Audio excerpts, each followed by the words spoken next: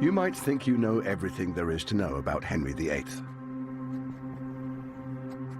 You'll know he married 6 times and had 2 of his wives executed. But the truth about our most famous king is much more complex and far more compelling. This series tells Henry's story over 6 of the most tumultuous decades in English history, separating the real man from the myth. To some, Henry was a cruel bully. Henry was self-obsessed, desired admiration. He could never be wrong. He wanted the theatre of punishment to be perfect. This is what happens when you defy Henry. To others, he was a charismatic and successful ruler. He jousts, he rides, he sings. What more could you want from this perfect prince? But Henry's personality, his innermost thoughts and his motivations have remained elusive. Today we might call Henry a little bit OCD. It was said of him he couldn't hold somebody's gaze. He felt uncomfortable.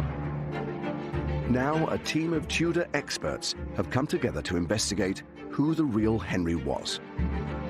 They'll unearth never-before-seen documents, including some from the Vatican's archives. Thank you so much for showing me one of the greatest prizes in Tudor history. And they'll go backstage at Henry's court to unravel a murky world of power, plots, and petrifying ambition. The Tudor court is a bear pit. It's an aggressive and violent place. When somebody is no longer useful to him, that's it, he cuts them out. It's almost pathological. He was willing to change the entire country, even the entire map of Europe, in order to get what he wanted.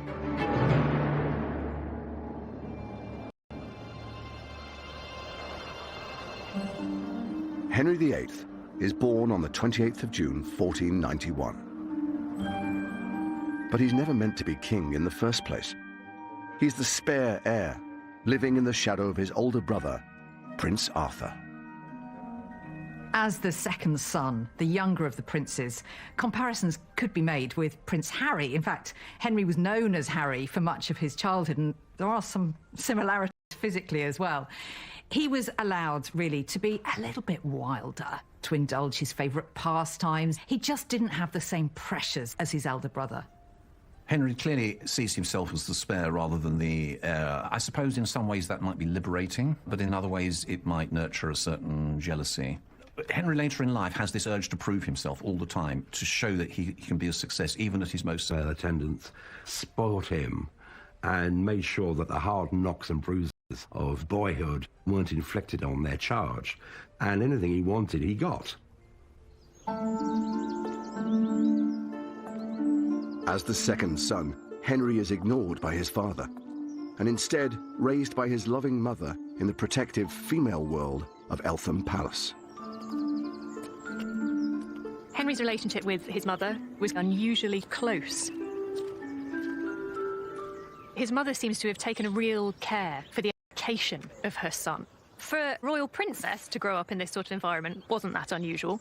For a royal prince, however, it was a little bit strange, and it just goes to show how unimportant, really, Henry was considered in the line of succession. But when Henry is just 10 years old, something happens that transforms his life. Unexpectedly, his older brother dies, leaving him as heir to the throne.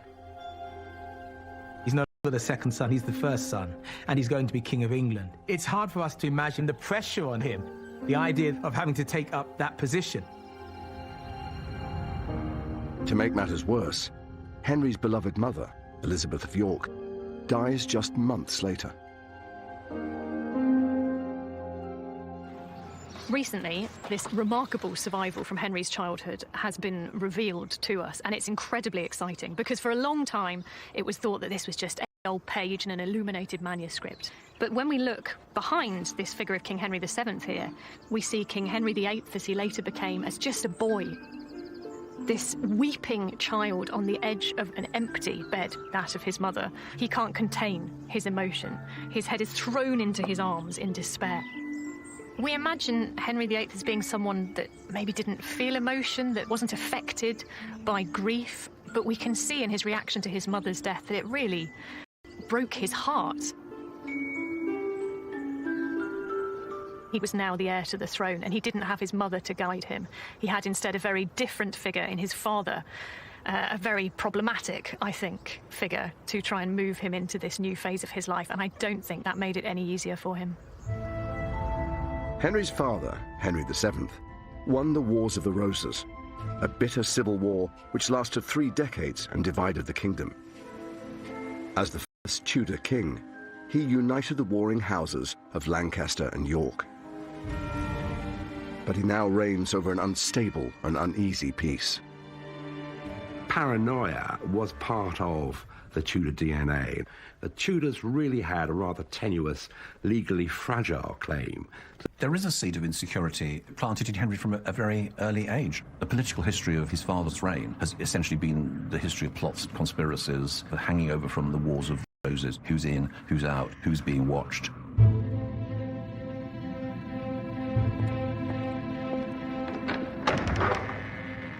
Everything changes for Henry when he becomes next in line to the throne.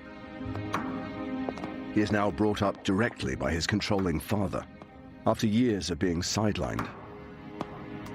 Henry's relationship with his father was really complex. There are lots of eyewitness accounts that Henry was never permitted to go out of the palace. He was kept to his rooms, and that when he did appear at court, he never opened his mouth except to answer a question. This is so different to the upbringing that Henry had known. He must have felt like a virtual prisoner. As soon as Henry VIII is brought under his father's control, you see his personality just being squished, almost this overbearing weight of his father's anxieties, his paranoia, his concern that something might happen to this last vestige of the Tudor dynasty.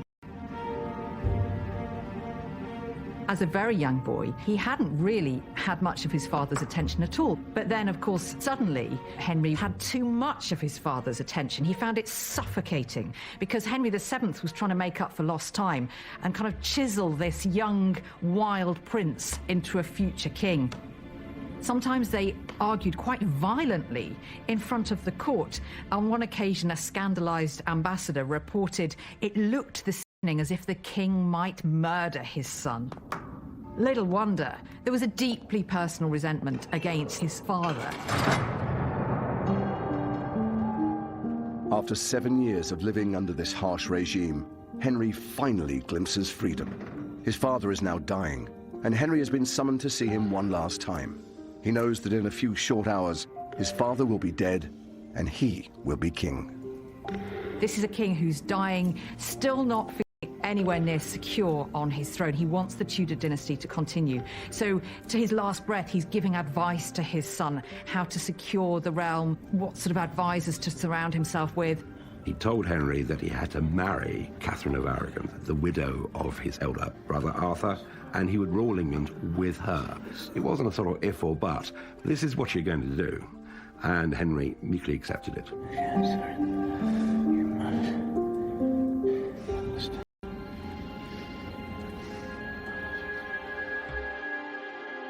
At exactly an hour before midnight, Henry VII dies. In that moment, the 17-year-old Prince Henry. Henry's feelings about becoming king would have been a mixture of apprehension about what was going to happen. Would he be able to smoothly take over the levers of power, mixed with a wonderful sense of relief that he was going to be his own man, his own master, and he could do things which he wanted to do instead of other people telling him. Remarkably, no one outside that room will hear there's a new king on the throne for 2 whole days. The story of what happened in that 48-hour period has intrigued historians for centuries.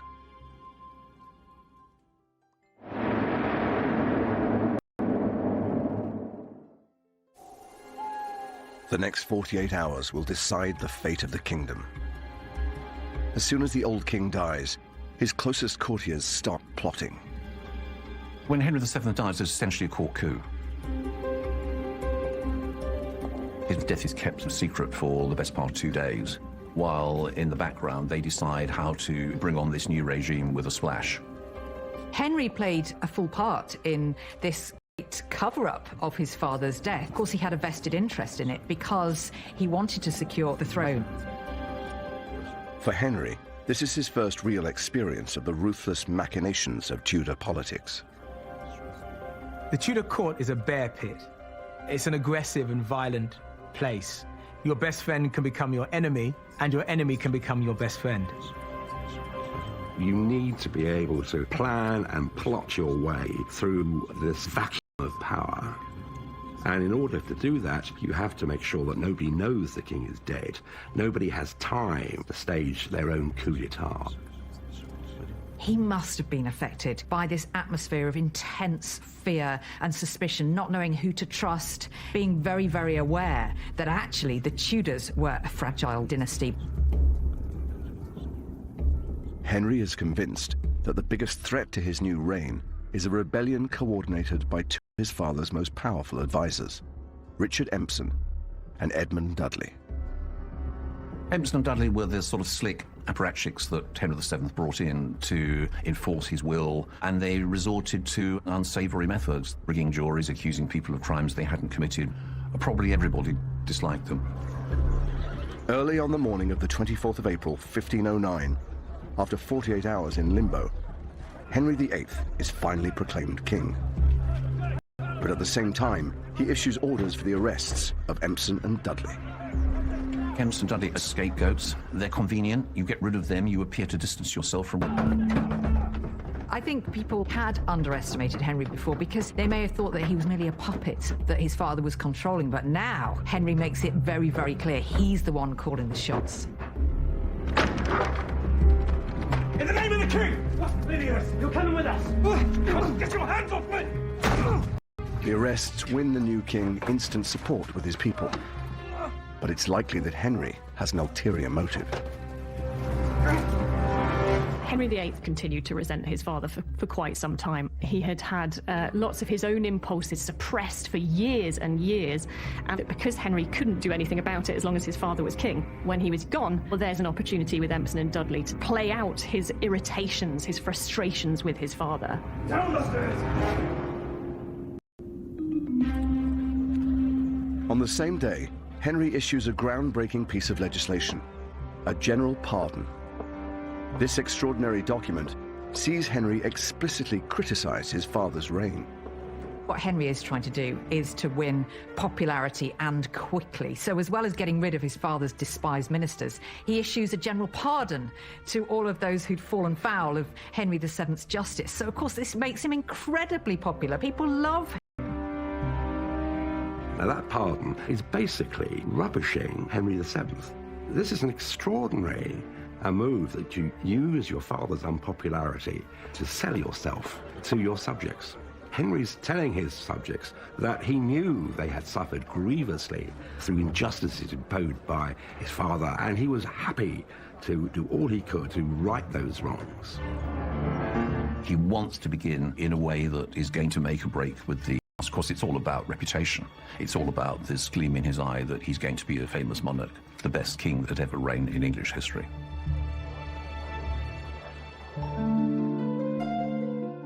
Henry is determined to distinguish his father's reign from his own. But that doesn't stop him honoring his father's dying wish and marrying his brother's widow, Catherine of Aragon, just 7 weeks after he becomes king. Catherine is the most desirable bride in Europe, the daughter of Ferdinand and Isabella of Spain, the most mighty empire in the world at the time. But I think Henry really did love Catherine of Aragon. He professes himself to be deeply in love. It's part of those early grand gestures which, he thinks he can make. But of course, he's also got an eye on security. And this is a monarchy, so it means dynastic security, so it means a son. His attempt to produce a male heir was pragmatic. He did not intend that the decades of conflict that had preceded his father's reign would continue into his reign. And he felt that... Producing a male heir soon comes true. On New Year's Day, 1511, Henry does have a son. Catherine of Aragon gives birth. Henry was beside himself with joy at having a son and heir. His hopes and dreams had been realized. But Henry's happiness is short-lived. His newborn son dies dies at just 7 weeks old.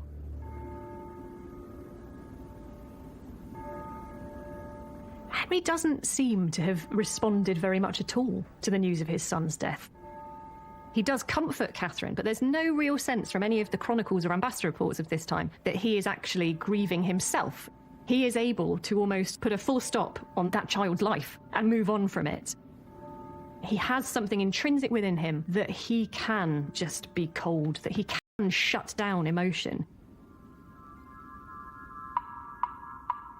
Throughout their marriage, Henry and Catherine will lose a total of 6 children.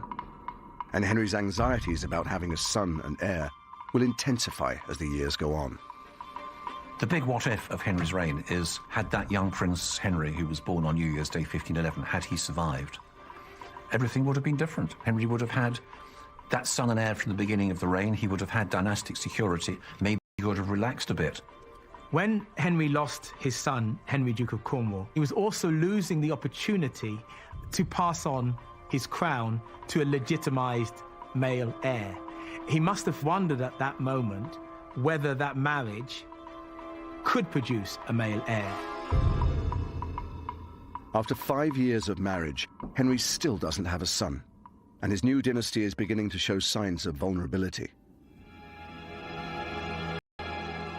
To bolster his authority, he enlists the talents of a cardinal who has rapidly risen through the ranks at court. Cardinal Wolsey is a political genius and a mastermind. He's Henry's fixer. And, he does an incredibly good job. Of course, Wolsey was the man who would relieve him of all the tedious business of state. He's the guy who's going to help Henry fulfill his desires. If the king wants it, Wolsey will deliver it. Wolsey is churchman, but let's just say he's not the sort of vicar that you'd sit down to tea and biscuits with. He likes the finer things in life. He insists on being served on golden plates. He surrounds himself by luxury, and he also has a few mistresses. He has at least one illegitimate child. Thomas Wolsey is somebody who's come from a relatively poor background. He's the son of a butcher, and people will make jokes about this throughout his career. He's risen up through the church to become somebody influential, ideas into practice.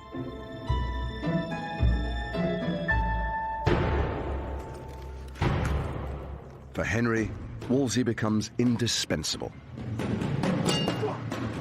Henry has always loved outdoor pursuits, and whilst he hunts, jousts and fights, the cardinal takes all matters of state into his own hands.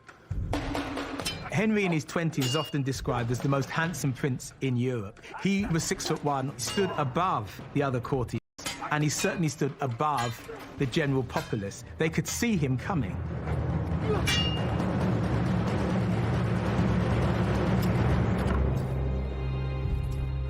One of the really important things about Henry and Wolsey's relationship is that Henry really does believe that Wolsey is his friend.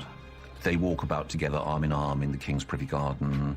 Wolsey can always walk in to see Henry. He doesn't need to make an appointment. Other ministers can't do that. Wolsey, he sees a huge opportunity for himself here, and he takes it. According to most courtiers, he has absolutely no right to be there. He's of lowly birth. He's worked his way to the top, which is highly unusual. But Henry really doesn't have that same snobbishness that the rest of his court have.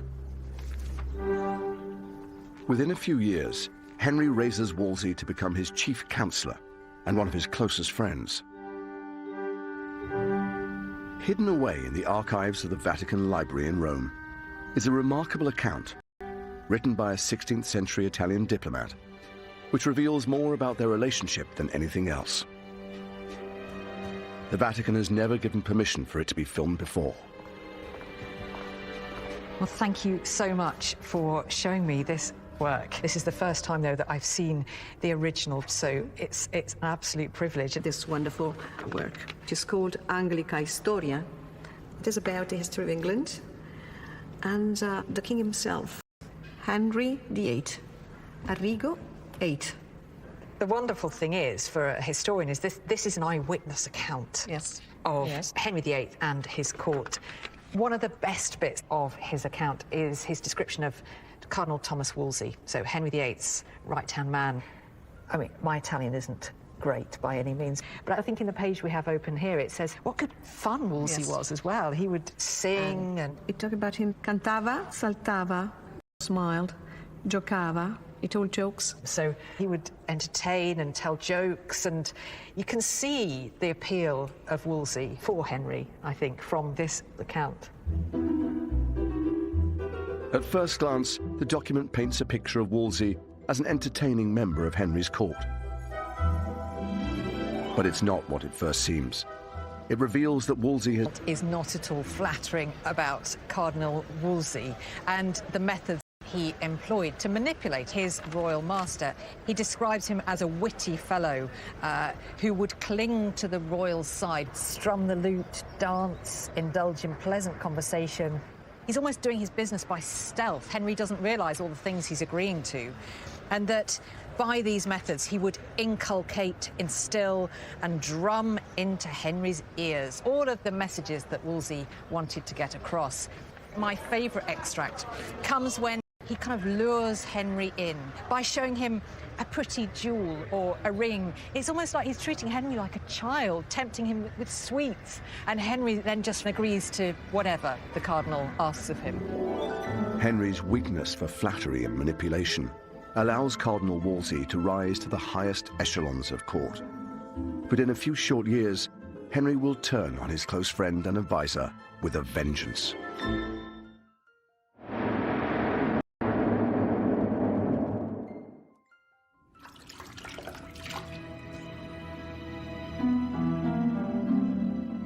Henry VIII is worrying over the future of the Tudor dynasty. He still doesn't have a male heir, and he's surrounded by potential rivals to the throne. All his nightmares, all his problems haven't gone away. They've just been like good wine, lying there, getting stronger and more powerful. As Henry gets into his 30s, we see little glimmers of paranoia to the extent that he has started to change his personality.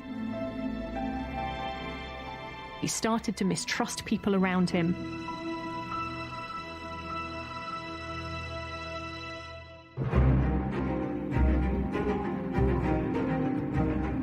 As his paranoia grows, Henry increases the provisions for his personal security.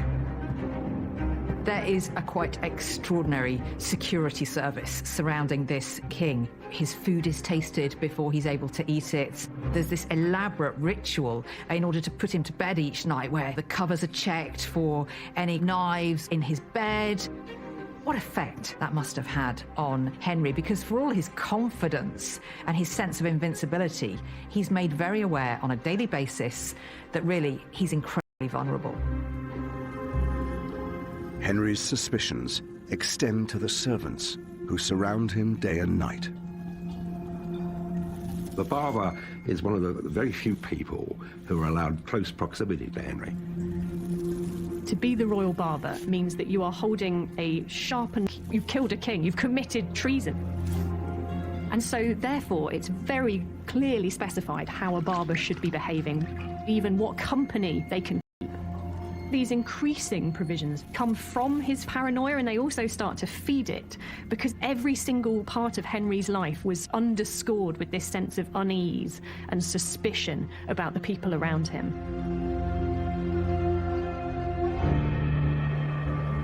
Henry fears an uprising from a rival claimant to the throne. And he hears a rumor that the Duke of Buckingham is secretly plotting against him. The Duke of Buckingham was the highest ranking nobleman in England, and he had royal blood and lots of it. Henry is particularly suspicious of Buckingham because he doesn't make any secret of his claim to the throne, nor of his desire to be king. Henry's suspicions reach boiling point, and he writes a letter to Cardinal Wolsey that seals Buckingham's fate.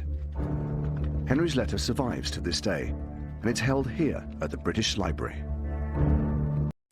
It's extremely exciting for me to see this original letter by Henry. There actually aren't many of them because, as Henry himself says here, he finds writing tedious and painful. He tends to entrust that task. Getting stronger and more colourful.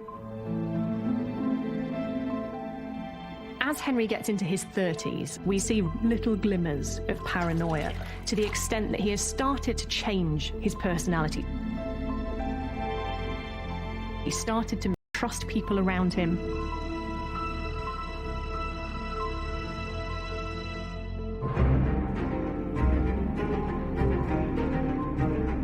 As his paranoia grows, Henry increases the provisions for his personal security. There is a quite extraordinary security service surrounding this king. His food is tasted before he's able to eat it. There's this elaborate ritual in order to put him to bed each night where the covers are checked for any knives in his bed. What effect that must have had on Henry, because for all his confidence and his sense of invincibility, he's made very aware on a daily basis that really he's incredibly vulnerable. Henry's suspicions extend to the servants who surround him day and night. The father is one of the very few people who are allowed close proximity to Henry. To be the royal barber means that you are holding a sharpened blade next to the King of England's throat. If you make one mistake, you've killed a king, you've committed treason. And so, therefore, it's very... His writing tedious and painful. He tends to entrust that task to scribes. So the fact this is in Henry's hand is hugely significant. This letter was intended for Wolsey's eyes only. It's top secret.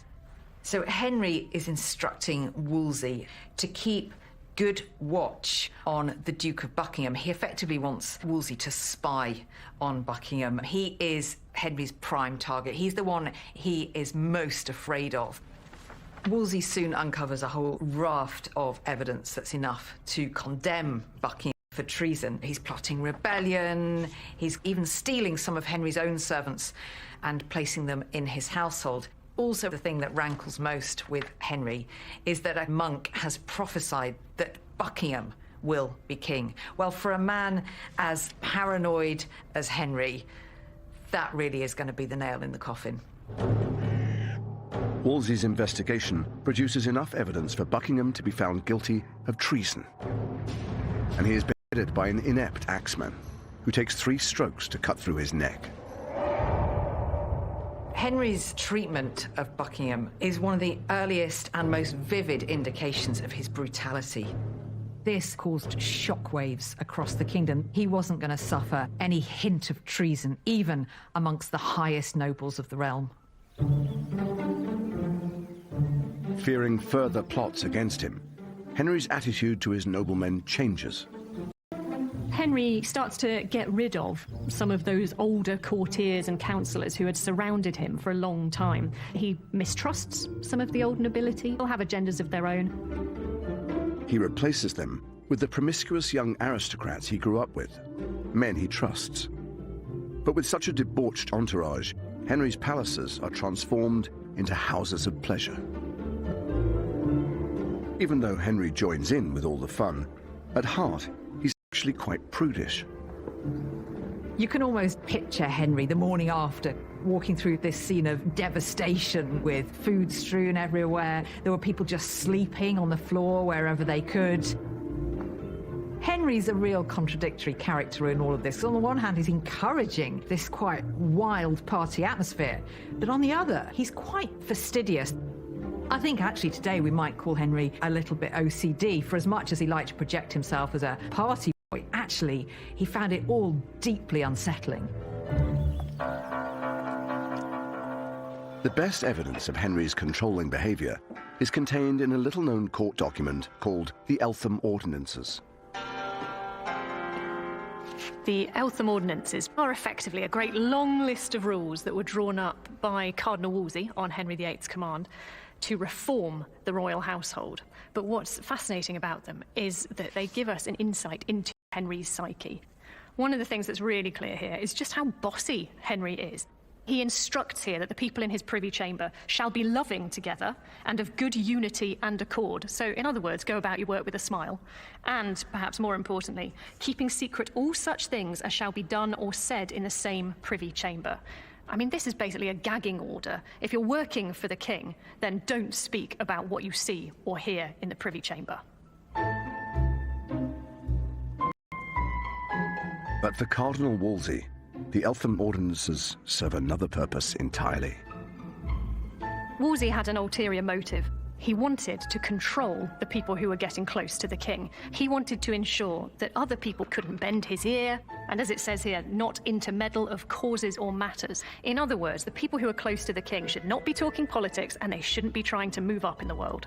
So this is really something of a political coup at the same time as it is a book of rules for how the household should behave. The Eltham Ordinances helped Wolsey to become the most powerful man in England, other than the king himself. But there are signs that Henry feels the cardinal is getting too big for his boots. Wolsey runs a court that is spectacular. You know, when he holds parties at Hampton Court, there are hundreds of people there for dinner, but it's also getting to a point of almost competing with Henry himself, and that's a bit of a problem. Henry starts to look more closely from time to time. They have the odd little clash. I mean, Henry was always in charge, even when he was just leaving things to other people. A real indication of Henry's growing unease with Wolsey's status comes over the issue of Hampton Court. Wolsey knows that Henry's a bit jealous of it, and when he realises that he's starting to lose Henry's favour, he makes this very symbolic gesture of giving it to the king.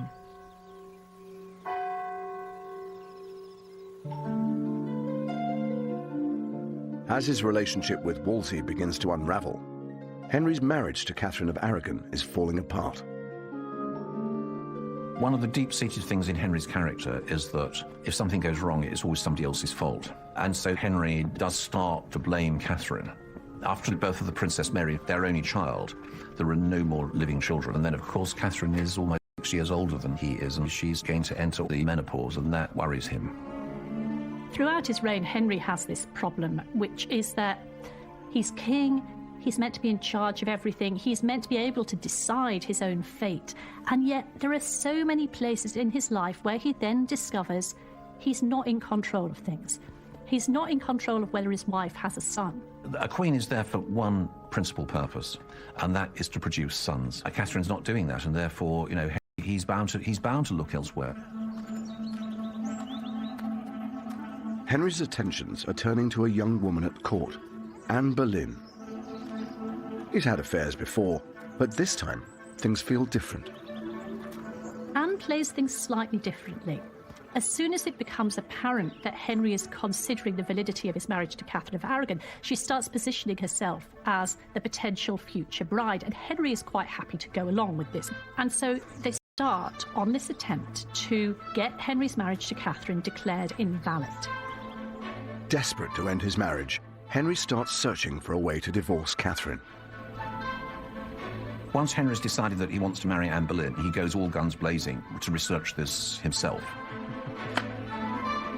He gets it into his head that the reason he has no sons is because he has transgressed that biblical rule in Leviticus that you must not marry your brother's widow.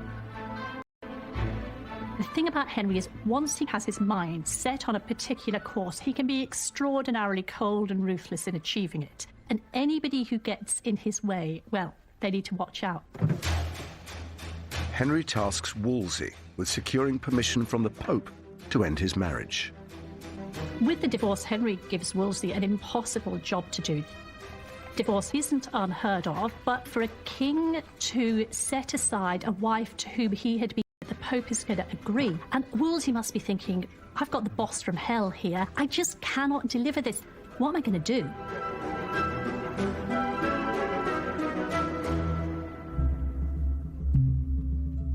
Wolsey's attempts to secure a divorce are failing.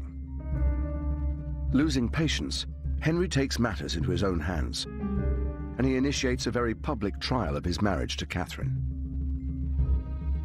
From Henry's point of view, the divorce trial should have been a way to sort things out and get a legal ruling to get his own way. But the Queen comes in, she gets down on her knees before Henry, and she makes this extraordinary plea to her husband, asserting her role as his wife, pleading for her rights to stay in the marriage. He doesn't react. There is nothing. He's not at all swayed by all of this emotion. This is an indication of that coldness just coming to the surface in Henry's character. It's almost like when he's decided that somebody is no longer useful to him, that's it, he cuts them out. He moves on to the next thing. It's almost pathological.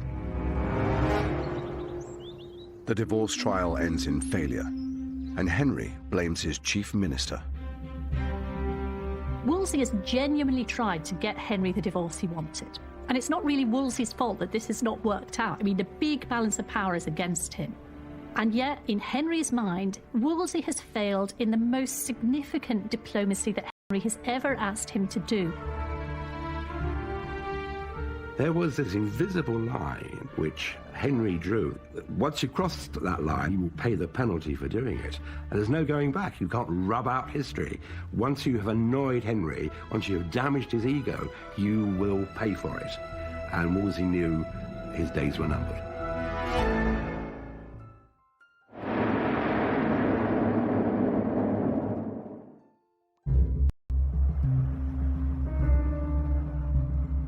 Henry VIII has turned his back on his wife and his closest advisor. And strange quirks are emerging in his character. If you actually met Henry VIII, it would be important not to fix your eye upon him for too long or stare straight in the face, because he really didn't like that. It was said of him he couldn't hold somebody's gaze. He felt uncomfortable. This is one of the strongest kings of England, and yet there's a certain personal insecurity, even when he's at his most secure. Henry has this tendency to turn on his most trusted advisors. He puts them in impossible positions, given these incredibly difficult tasks. And when they fail, as inevitably they must, they get all the blame, not Henry.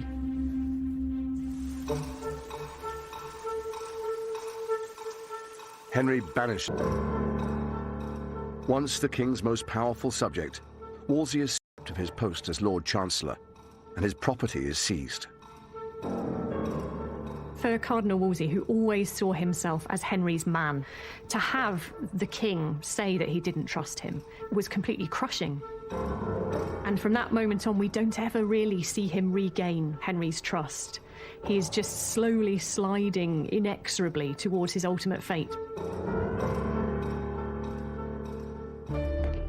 Wolsey sends Henry a letter begging for his forgiveness. This letter, held in the National Archives, gives an insight into Wolsey's desperation. Wolsey is appealing so completely submissively to Henry in this letter that it starts with, "I, your poor, heavy and wretched priest, do daily pray, cry and call upon you," and then ends with, "Your most prostrate, poor chaplain, creature, I mean, not even a human being anymore, just a sort of beast of King Henry VIII.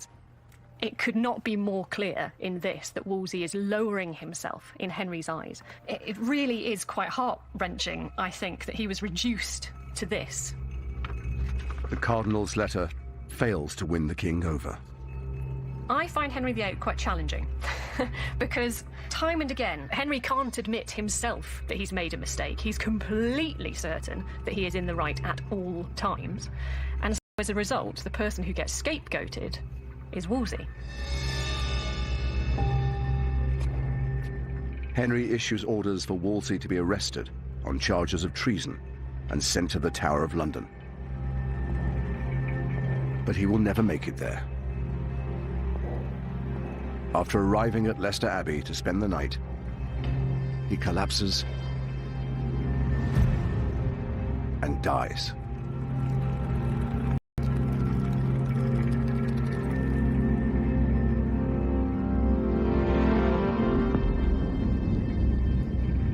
In the aftermath of Wolsey's death, one of his servants goes to see Henry to try and persuade him to look kindly on his old servant.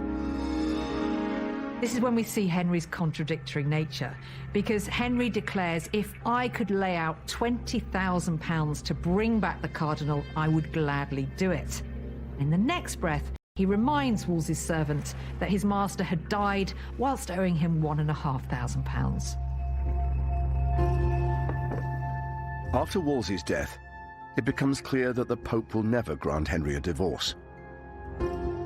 But Henry is so determined to marry Anne Boleyn that he will stop at nothing to achieve it, to break with the Pope and the Roman Catholic Church. He didn't want to be responsible to the Pope. He wanted to centralize power to himself. It was the only way he would get a divorce. It was the only chance of having a son and heir. Henry has started to radically change the course of English history.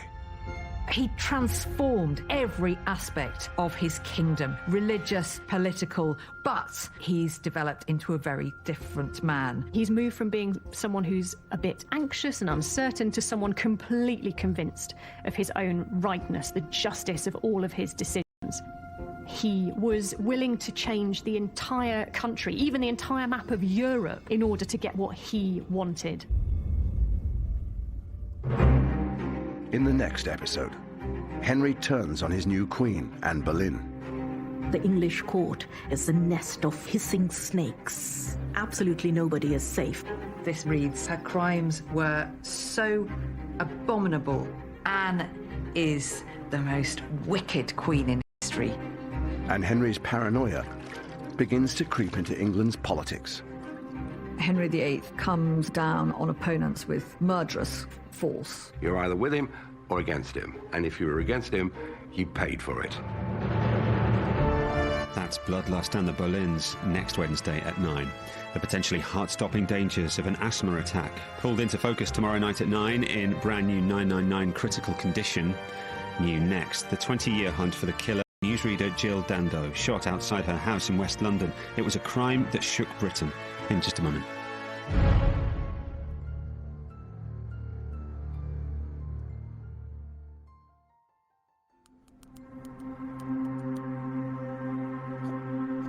You might think you know everything there is to know about Henry VIII. You'll know he married 6 times and had 2 of his wives executed. But the truth about our most famous king is much more complex and far more compelling. This series tells Henry's story over 6 of the most tumultuous decades in English history, separating the real man from the myth. To some, Henry was a cruel bully. He wanted the theatre of punishment to be perfect. This is what happens when you defy Henry. This is what traitors get. To others, he was a charismatic and successful ruler. He jousts, he rides, he sings. What more could you want from this perfect prince? But Henry's personality, his innermost thoughts and his motivations have remained elusive. Pathological. Once Henry has his mind set on an idea, he will stick with it no matter the consequences. Now a team of Tudor experts have come together to investigate who the real Henry was. Here are Henry's insecurities, written in black and white. They'll unearth never-before-seen documents, including some from the Vatican's archives. Thank you so much for showing me one of the greatest prizes in Tudor history. And they'll go backstage at Henry's court to unravel a murky world of power, plots, and petrifying ambition. Henry VIII comes down on opponents with murderous force. Henry's growing increasingly paranoid. He's starting to lose his grip on reality. Henry has got older, he's got more tyrannical, his reign has got bloodier, and he is more determined than ever to get his own way.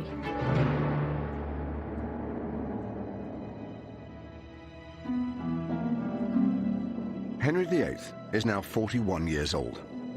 His first wife, Catherine of Aragon, has failed to provide him with a longed-for son and heir. And he's becoming increasingly anxious about the future of his dynasty.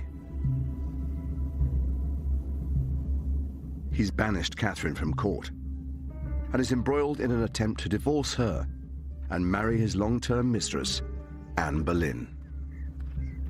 The way in which Henry is treating the 2 women in his life could not be more different. On the one hand, you have this great chivalrous love play with Anne Boleyn, and on the other, there is the incredibly cruel, heartless rejection of Catherine of Aragon, the wife who served him loyally for more than 20 years. It's interesting to think what it was about Anne Boleyn that made her so attractive to Henry, but also so enigmatically attractive to so many people. Her education in France may have been a factor. She had a style and a glamour that other people didn't. But also her intelligence, her ability to argue with scholars and theologians about religious and moral issues. Henry, the scholar who flattered himself as being the philosopher prince, saw in her, I think, a consort who shared some of those values. But as their relationship develops, Anne puts pressure on Henry by refusing to sleep with him until their wedding is in sight. Her own sister had been discarded as Henry's mistress. She wanted more for herself than that. She wanted to be queen. So for 7 long years, she keeps him at arm's length, giving him a little bit of encouragement and then destroying his hopes the next. That speaks volumes about just how much Henry was enthralled to Anne. They survive to this day and are held deep within the Vatican Library. Regina, thank you so much for allowing us to film here and for showing me what has to be one of the greatest prizes in Tudor history. These are the original letters from Henry VIII to his great love, Anne Boleyn. You're very welcome, and we are happy to show people in Great Britain these documents so precious to you and to us, and precious for, I think, all mankind. Henry's letters are written in French, the language of courtly love, and are filled with romantic gestures. You can see there in French, to my mistress, there at the top of the page. He wishes. And, you know, he talks about being struck by the dart of love, or dart d'amour. Now, this is very famous, isn't it? The love heart. It's very romantic that he draws a love heart around Anne's initials, and then either side are his own initials. And even though we don't have Anne's responses, we can sense that she's the one in control, because it's all Henry making the effort and trying to woo her. Yes. And she's remaining just out of reach, which I think was part of her genius, actually. The letters demonstrate just how desperate Henry is. The longer Anne holds him off, the more insecure he becomes. This is probably my favourite of the letters, because I think it's the most revealing of Henry's state of mind. You sense his insecurity in a way, because he talks of how he's been in a great agony since receiving Anne's last letter, not knowing how to interpret it. Here is a man who has showered his love with affection, with letters, with gifts. He's had very little back. One of the naughtiest letters in the whole collection is this one here, where you really get a sense of Henry's frustrated lust. He writes to Anne, wishing myself, especially of an evening, in my sweetheart's arms. Here's a man in torture through this unrequited love. Anne's not giving him much back. Henry doesn't know where he stands, and it's sending him crazy. Anne Boleyn's behaviour and the desire for a male heir have provoked Henry into making one of the most monumental decisions in English history: breaking with the Roman Catholic Church. Eventually, free from the Pope's authority, Henry divorces Catherine of Aragon and marries Anne Boleyn. But all of this comes at the highest imaginable price. Henry's break with Rome was probably the most devastating political and religious and social event for 500. To reject the authority of the Pope and everything that represented was something which disoriented, terrified everyone.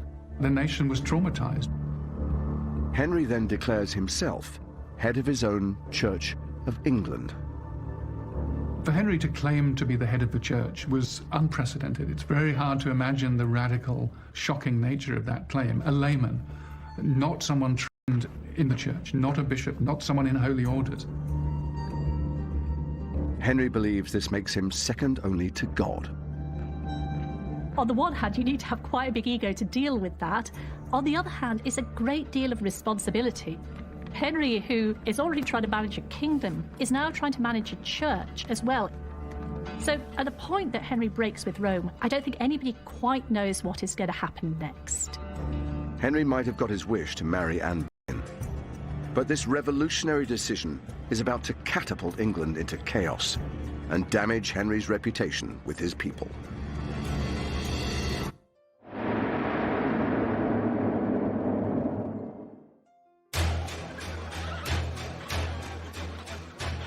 England is in turmoil after Henry's decision to break with Rome.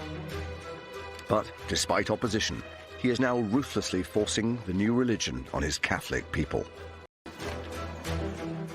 To push his religious revolution through, he has a secret weapon in the form of his new chief advisor, Thomas Cromwell. Thomas Cromwell is nothing less than a genius. Talented lawyer, he's a property developer, a moneylender, trader. But Cromwell is very different to the noblemen that Henry's surrounded by. Thomas Cromwell was the son of a lowly person in Putney, just down the river from London. And he had this unique ability to annoy people, particularly the rich nobility of Old England, who regarded him as a common upstart because he wasn't from the great and good families. Men like Cromwell owe everything to Henry's readiness to put them in place. So they really suit Henry because they're going to be loyal to him. Henry is really drawn to Cromwell. He's got a cheeky sense of humour. He's not afraid of Henry. And as a natural bully, Henry is actually rather disarmed by that. He was ruthless, ambitious, and quite happy to tread on anyone who got in his way. Cromwell seizes the opportunity to win favour and hatches a plan to make Henry rich. He's worked out that England's monasteries possess millions of pounds in untapped wealth. Of all these monasteries, and it's all going to go straight into your pocket. Kings are always short of money, and that was music to Henry's ears. Henry wanted to be the richest king in Christendom. It's all about his image for Henry. He wants to have the most magnificent court, to put one over on his rivals, such as the King of France. I'm not sure Henry's greedy. I think that Henry feels that as king, it is his right to be in charge of everything. To justify this making scheme, Henry and Cromwell start a slanderous propaganda campaign against England's Catholic monasteries. If you're going to dissolve the monasteries, you have to have an excuse to do it. So Cromwell and his agents go around, they start drawing up lists of things that the monks and nuns are doing wrong. Monasteries were always controversial places. These were houses of celibate men living on their own, often in remote, inaccessible places. Who knew what they were doing? Protestant reformers are saying not only are these places of idolatry, but they're places of sexual sin. They're superstitious, they're monsters. It's quite astonishing that the first piece of explicit legislation against sex between men comes in 1533, precisely in the context of this campaign. They find it useful to say, you know what's going on in these monasteries? This is why we need a crackdown. And so they use this not just to attack the monks, but to close down the institutions altogether. They say things have got so bad, all got to go. Under Henry's orders, hundreds of monasteries across the English countryside are pillaged and destroyed.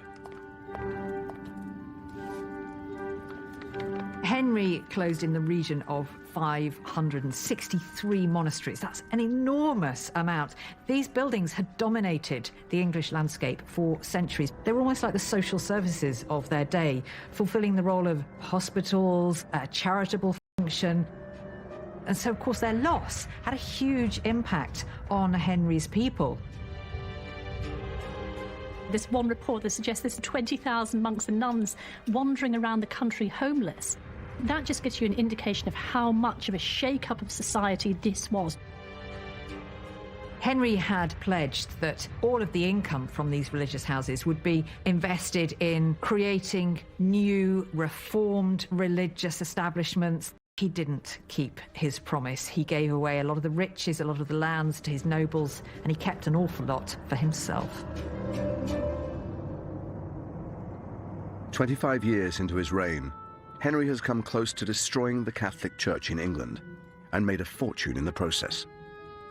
But remarkably, in private, he's still clinging on to the traditional Catholic beliefs that he grew up with. While in public, he's outlawing all sorts of things, such as going to Mass. In private, that's exactly what he's doing. The Catholic Mass is at the heart of Henry's religious beliefs and really at the centre of his life, and he attends Mass every single day. We know he crept on his knees to the cross at Easter. These are, in the views of most Protestants, superstition. But Henry was convinced they weren't. Superstition with the things the other people did. These things were true belief, because in his heart he was performing them in the right way. There is an enormous double standard with Henry. It's all very well for him to continue worshipping as he likes, but his people have to toe a different line. They have to be part of their own, often in remote, inaccessible places. Who knew what they were doing? Protestant reformers are saying not only are these places of idolatry, but they're places of sexual sin. They're superstitious, they're monsters. It's quite astonishing that the first piece of explicit legislation against sex between men comes in 1533, precisely in the context of this campaign. They find it useful to say, you know what's going on in these monasteries? This is why we need a crackdown. And so they use this not just to attack the monks, but to close down the institutions altogether. They say things have got so bad, they've all got to go. Under Henry's orders, hundreds of monasteries across the English countryside are pillaged and destroyed. Henry closed in the region of 563 monasteries. That's an enormous amount. These buildings had dominated the English landscape for centuries. They were almost like the social services of their day, fulfilling the role of hospitals, a charitable function. And so, of course, their loss had a huge impact on Henry's people. There's one report that suggests there's 20,000 monks and nuns wandering around the country homeless. That just gives you an indication of how much of a shake-up of society this was. Henry had pledged that all of the income from these religious houses would be invested in creating new, reformed religious establishments. He didn't keep his promise. He gave away a lot of the riches, a lot of the lands to his nobles, and he kept an awful lot for himself. 25 years into his reign, Henry has come close to destroying the Catholic Church in England and made a fortune in the process. But remarkably, in private, he's still clinging on to the traditional Catholic beliefs that he grew up with. There's a real contradiction in Henry's attitude towards the religious changes, while in public, exactly what he's doing. The Catholic Mass is at the heart of Henry's religious beliefs and really at the centre of his life, and he attends Mass every single day. We know he crept on his knees to the cross at Easter. These are, in the views of most Protestants, superstition. But Henry was convinced they weren't. You know, superstition were the things the other people did. These things were true belief, because in his heart he was performing them in the right way. There is an enormous double standard with Henry. It's all very well for him to continue worshipping as he likes, but his people have to toe a different line. They have to be part of the new reformed religion. But Henry's religious hypocrisy is testing some of his closest friendships, to people like Thomas More. Thomas More's relationship with Henry VIII was as close to a friendship as a Tudor king could have. They argued long into the night. They talked about the latest works of philosophy and religion. They went up on the leads of the palaces and looked at the stars and talked about astronomy. They'd first met when Henry was just 8 years old, so More was a huge influence on Henry, and he rose and rose in Henry's service. He was Lord Chancellor of all England by the 1530s. But Thomas More was acutely religious, devout to the point of wearing a hair shirt under his clothes so that his flesh was mortified by the irritant. I mean, these were the kind of extreme religious practices that the most reclusive Catholics would use. As a devout Catholic, Thomas More disagrees strongly with Henry's decision to break with the Roman Catholic Church. And he's not the only one. Growing numbers of people are speaking out against Henry's new regime. These voices of dissent play heavily on Henry's insecurities. Some outspoken priests in Middlesex said that Henry's private life resembled a pig wallowing and defiling itself.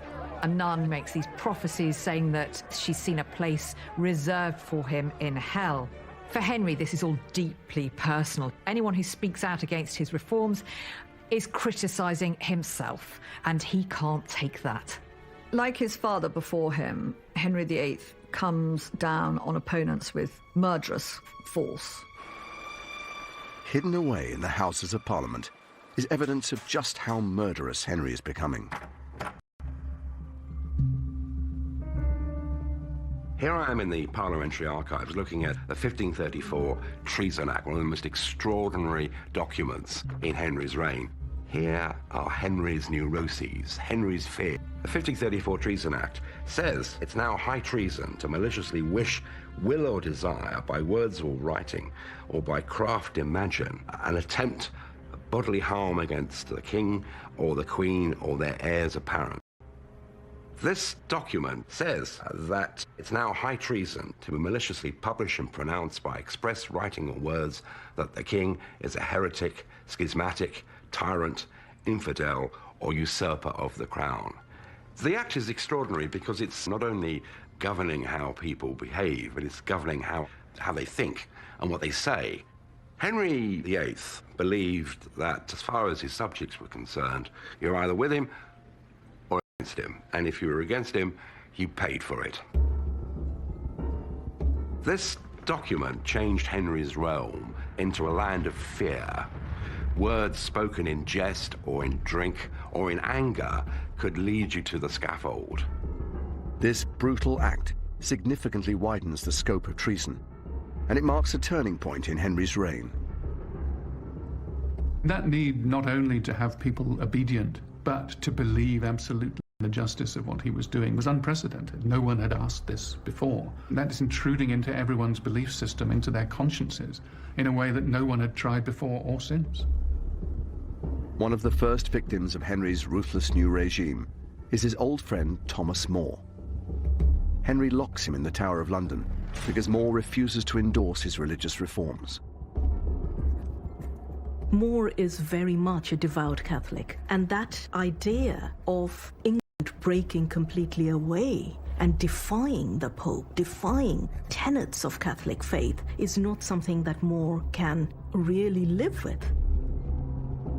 More remains in the Tower for a year, and during that year, Henry does everything he possibly can to persuade him. He even says to him, believe what you like in your heart, so long as in public you're with me. I think Henry still had that deep-felt conviction that eventually their friendship would prevail, and that would be won over by the sheer weight of argument and the force of Henry's personality. Tudor history is full of these moments where people who have been working together for months and years suddenly fall apart. But I think it's particularly traumatic when it comes to Henry and Thomas More because of that deeper intellectual connection that the two of them had forged. Eventually, Henry has had enough, and he authorizes his former friend's death. The Parliamentary Archives still holds the document that sanctions Thomas More's execution.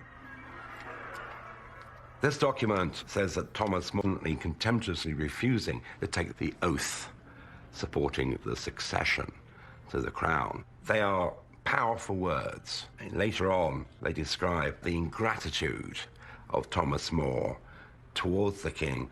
It lays down Thomas More's crimes and legalizes his execution. To all intents and purposes, it's his death warrant. On the 6th of July, 1535, Thomas More is executed on Tower Hill. I can't help but wonder whether Henry just had those moments where he looked at himself in the mirror and thought, how on earth have I come to this? Here he is, ordering the execution of some of his closest friends and advisors. He's caused turmoil in his kingdom. Did he ever bring any of that back on himself and actually examine his own motives, his own character? I don't think Henry had a conscience about what he was doing. No, he's not a man who's going to lose any sleep over things like that. He has an objective which he wants to achieve, the continuation of the Tudor dynasty, and nothing or no one is going to stand in his way. He absolutely believed in the righteousness of his own conclusions, and that's what drove him through. There's definitely a sense at this point in Henry's reign that it's almost gathering a momentum of its own. There's no stopping Henry now, and it's going to get more and more brutal. Little does Henry know that a freak accident is about to alter the future of his kingdom and the fate of his second wife.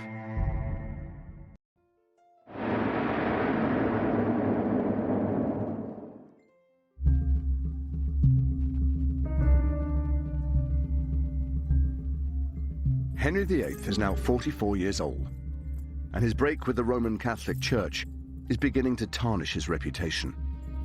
He's desperate to project the image of a king at the height of his powers. In the middle of the 1530s, Henry was a man increasingly obsessed by his public image. He would spend many hours getting dressed by his men, covering up all those signs of weakness and projecting this idea that here is the most magnificent king ever to sit on the throne of England. Henry, from the beginning, is very conscious of the importance of the public eye, but also he really enjoys it. He loves performing to people. Being the monarch, you have to look the part, and Henry is particularly adept at this. Really interested in fashion. So we have records of Henry spending 75 pairs of shoes in one single 12-month period. Henry is the ultimate investor in, dare I say, bling jewelry. But beneath the royal clothing is a king who is far more vulnerable than he looks. Concerned he's losing the love and respect of his people, Henry's propaganda machine goes into overdrive. Having broken with Rome, it was really important for Henry to win some hearts and minds if he's going to avoid a big rebellion. It involves a certain amount of PR effort using print, which is a pretty new technology, to produce lots of pamphlets and trying to win back some of that popular support. It's not easy to get a country to break away from a faith that it had as a part of its way of life for centuries beforehand. So that trauma of separating from the Catholic Church is something that Henry has to respond to directly.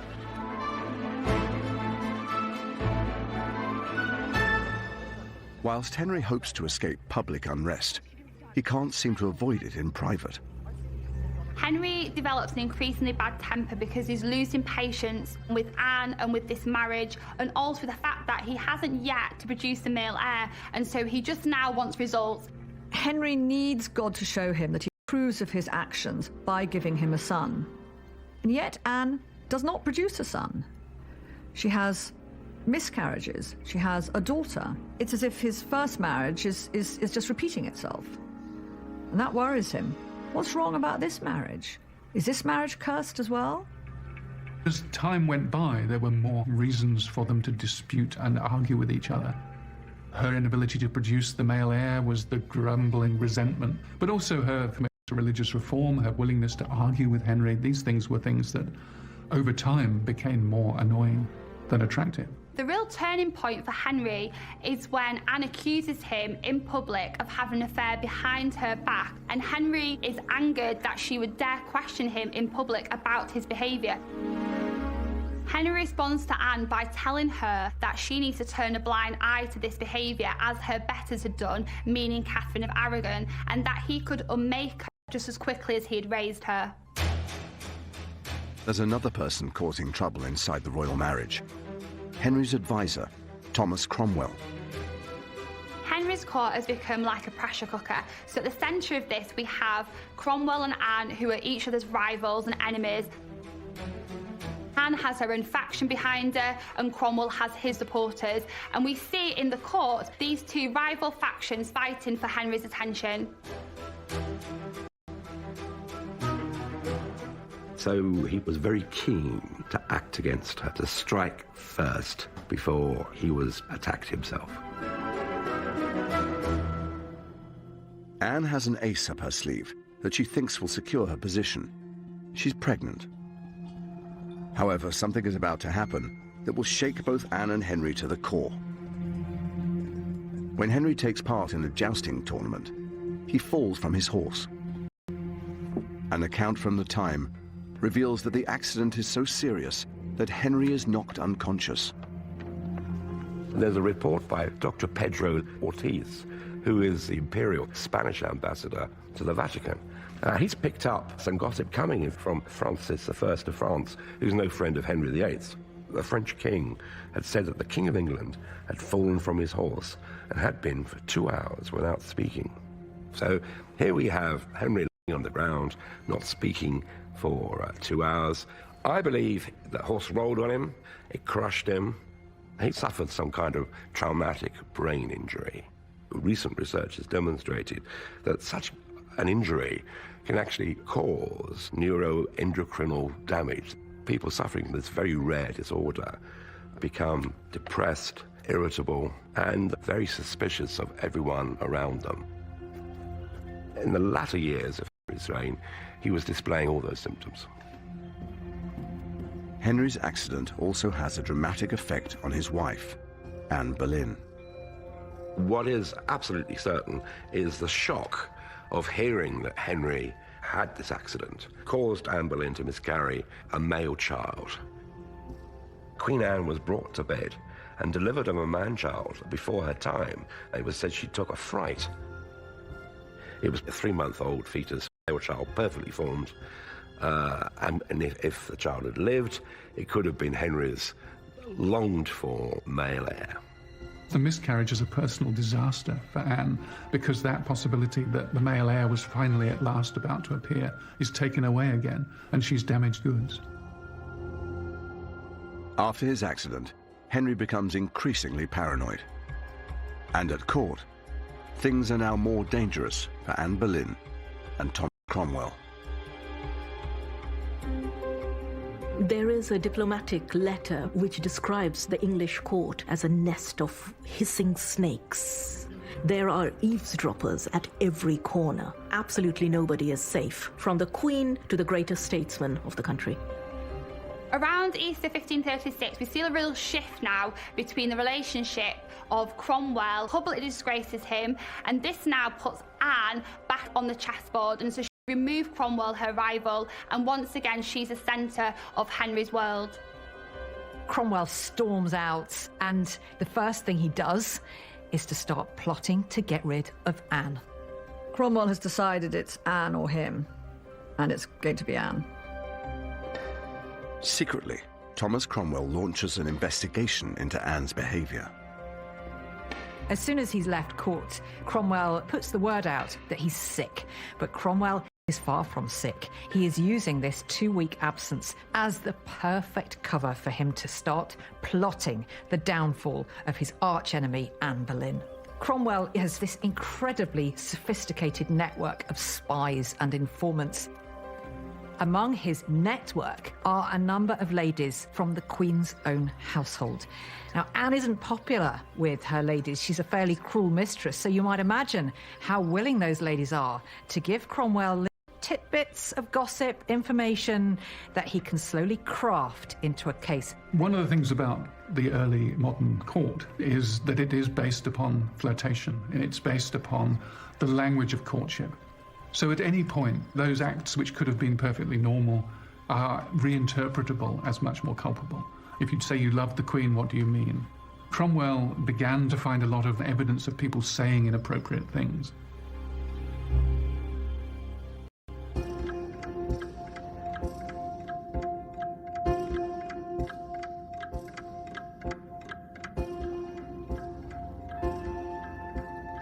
Just 2 weeks later, Cromwell presents his findings to Henry. When Cromwell had to go and tell Henry what he'd discovered, it must have been the most terrifying moment of his political career. To say that the king's wife, his queen, was adulterous, I mean, that's not news you can pin in a list of other things as you're going through the morning's business. Cromwell's evidence accuses Anne of conducting an affair behind her husband's back, with not 1, but 5 men. He had to take control of that, and he took control of it with a ruthless passion, a rage that meant that it had to be driven through, that there was no escape. This is a man not in denial, but in manic acceptance of the charge, and I think that's what drives the process from there on in. When he wanted something to be true, it became true. And this was absolutely the case now with his second wife's infidelity, because her real failure, let's be honest about it, was not giving Henry a son. That was the only way she let him down. I don't believe she was guilty for one moment of lenience.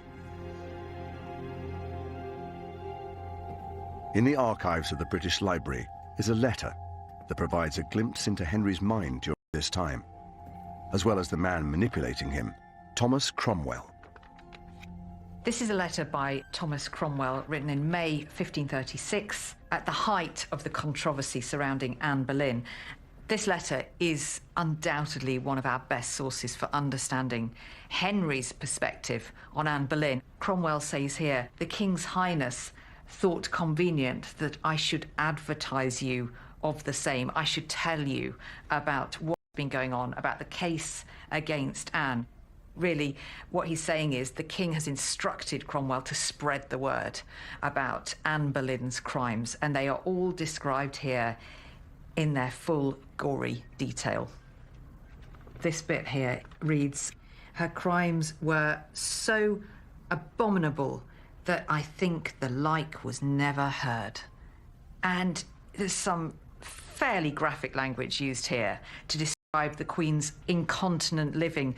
This is written for an absolute purpose. It's telling the world Anne Boleyn is guilty of heinous crimes. Anne is the most wicked queen in history, according to Cromwell. Alongside charges of adultery, Cromwell's letter also accuses Anne of plotting Henry's death. At the bottom we have here talk of a certain conspiracy against the king. So in Henry's mind, it goes beyond just adultery, an unfaithful wife. She's plotting treason. This is a pure piece of PR on Cromwell's part. Cromwell manipulated Henry, and in fact, he later boasted that he had dreamt up the whole scheme against Anne Boleyn. Whatever the truth behind the accusations, Henry falls for them, hook, line, and sinker. Once convinced that there was a kernel of truth to it, Henry's imagination knew no bounds, and at one point famously he said, well, maybe it's 1,000 men. Who knows what Anne is capable of? Henry VIII is a great fan of good stories. He's good at spinning them, and he is also taken in by them. And the story that is spun around Anne is the one of the wicked woman, a woman with an insatiable desire to manipulate men. Henry orders Anne's arrest, and she is escorted to the Tower of London. He will never see her again.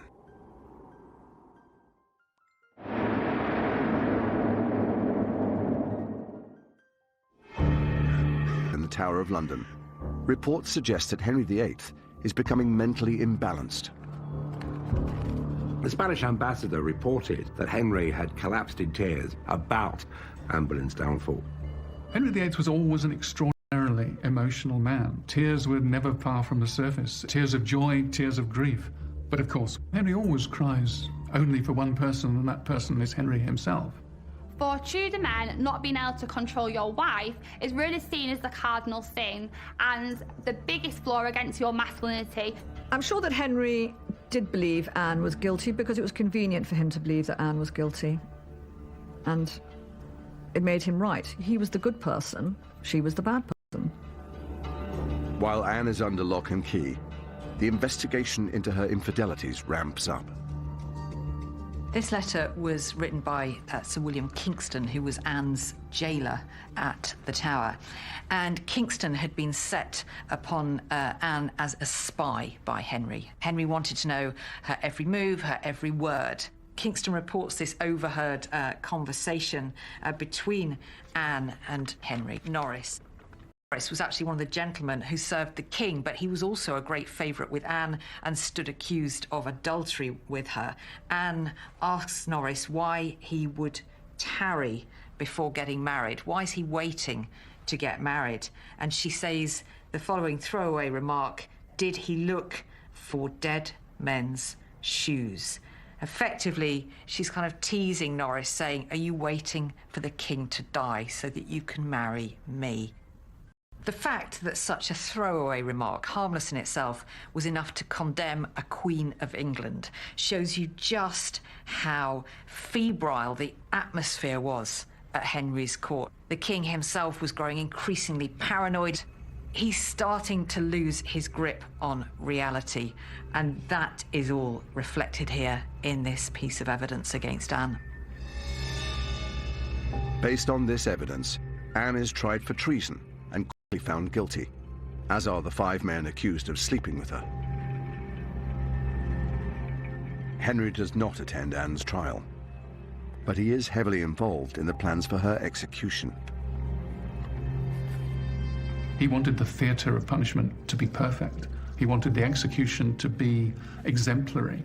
This is what happens when you defy Henry. This is what traitors get.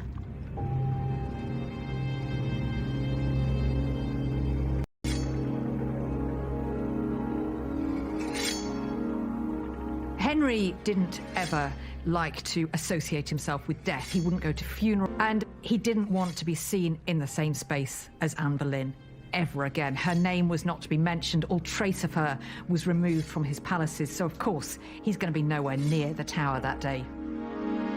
But he invited 1,000 people to watch Anne Boleyn's head being struck off. Those are the actions of a madman. On the morning of the 19th of May, 1536, Anne Boleyn is executed. But Henry has already lined up his next wife.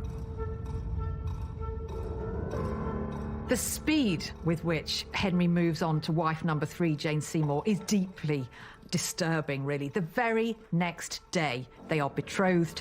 They're married 10 days later. Now, that is fast, even by Henry's standards. He needs to get cracking because, he needs to have a son, and he needs to live long enough for that son to grow to adulthood. So he's not going to waste time, pretending to mourn a woman who's betrayed him. The following year, Jane Seymour is able to give him what his 2 previous wives have not: a healthy son and heir to the throne. Tragically, Jane herself dies only 2 weeks after the birth, leaving Henry once more alone. But his reign is far from over. The England of the late 1530s is entirely different from the England of a decade before. We've got the monasteries being dissolved. We've got a dramatic change of personnel at court. All sorts of people have disappeared. Thomas More is gone. Anne Boleyn has gone. Jane Seymour has gone. Henry himself has got older. He's got more tyrannical. His reign has got bloodier, and he is more determined than ever to get his own way. In the next episode, age and infirmity start to catch up with Henry VIII. The pain that Henry got from his leg was absolutely huge. When the leg was really bad, he could turn black in the face and just sort of lie, still hardly able to speak. And he turns on his closest advisor. Those less admirable traits that we'd seen hints of early in his life are now front and centre. This is Henry as a tyrant. This is the beginning of a totalitarian state. That's Henry VIII Endgame next Wednesday at 9. Dangerous weather, empty stations, unique challenges. 2020 captured in the new series of Paddington Station 24/7. Back on the tracks Monday at 9. Next, from Freddie's humble start in Zanzibar to the chart-topping, stadium-filling powerhouse, Queen, the band that rocked the world, in just a moment.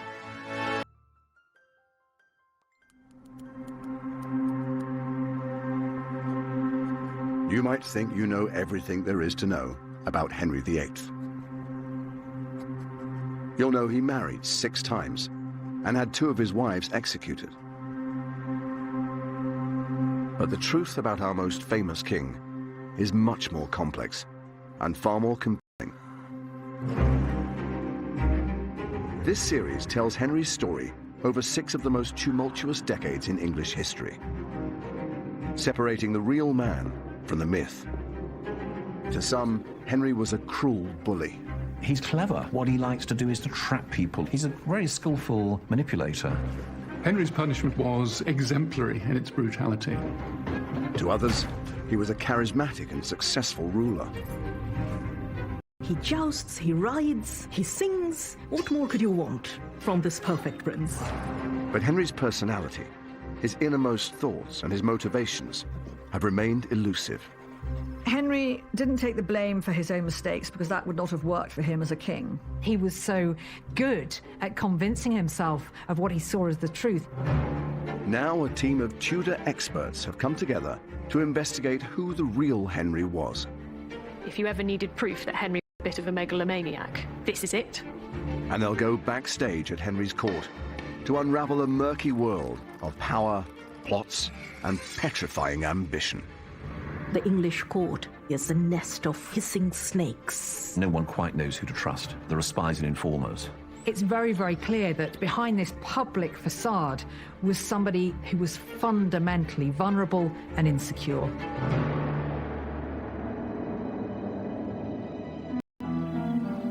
Henry VIII has been on the throne for 28 years. And the once carefree prince has become a paranoid king, suspicious of everyone around him. He's divorced his first wife. He's executed his second. And his third wife has died after the birth of his only son. Now Henry is alone. His controversial break with the Roman Catholic Church is making him unpopular, and there are rumblings of dissent across his kingdom. Feeling increasingly vulnerable, Henry commissions a portrait designed to promote himself as a formidable ruler. This is the iconic portrait of Henry. This is what everybody sees in their mind's eye when they think of Henry VIII. The silhouette of that figure could identify him just by itself. At us, he looks like a mighty emperor. It's no coincidence that the codpiece is at eye level. You can't fail to notice it. It's sending out a message that Henry is this great virile king. Everybody knows all the problems he's had getting a male heir, but this painting sets the record straight. None of that was Henry's fault. The painting presents Henry as a powerful monarch in total command of his country. But this portrait is a lie. That picture is propaganda. We know that it's been changed to make his legs look longer, to make him look more muscular. But in reality, Henry was slumping into geriatric decay. It's an image of Henry that he wishes the world to see, not the actual Henry, the sick Henry, the overweight Henry, the Henry that's suspicious about everybody, and that's also feeling the effects of the infirmity of age and the oncoming march of death.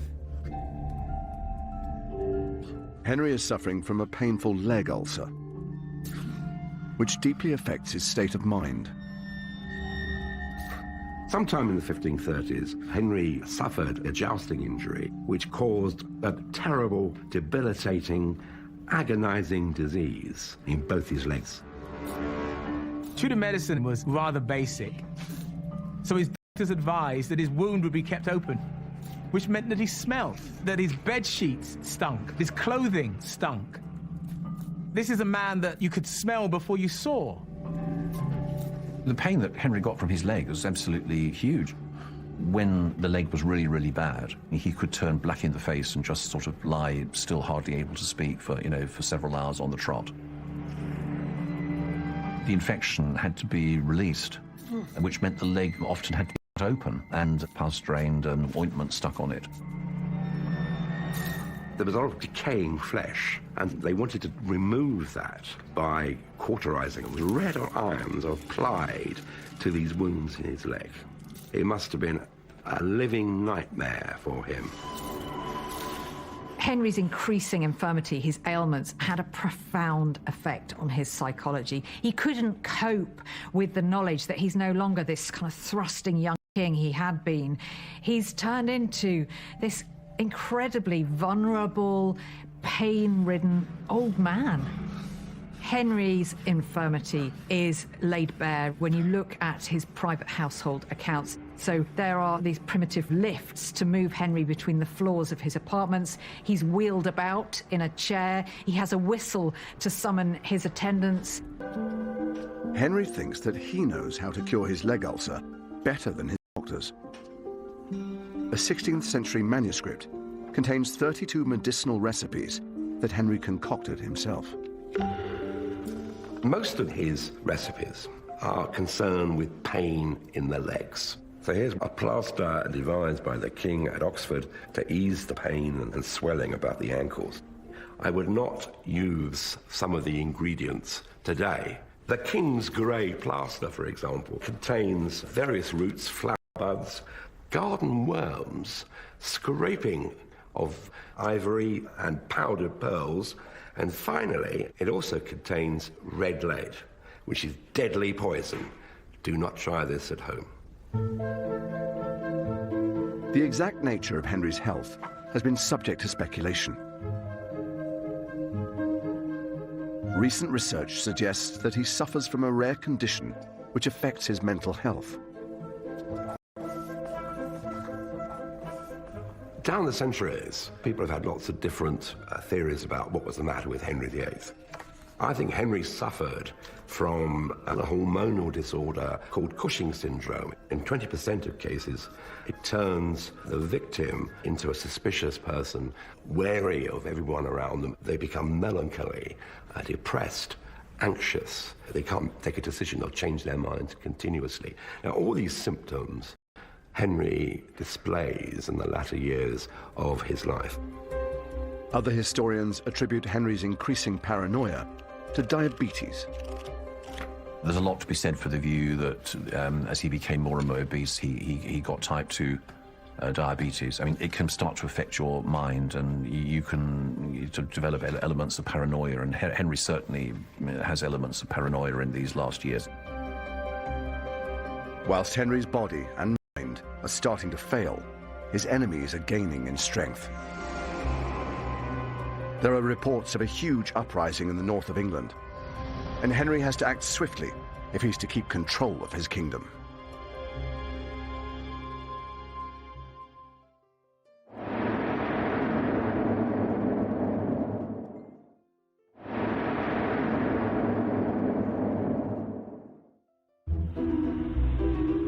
Henry VIII is now 46 years old.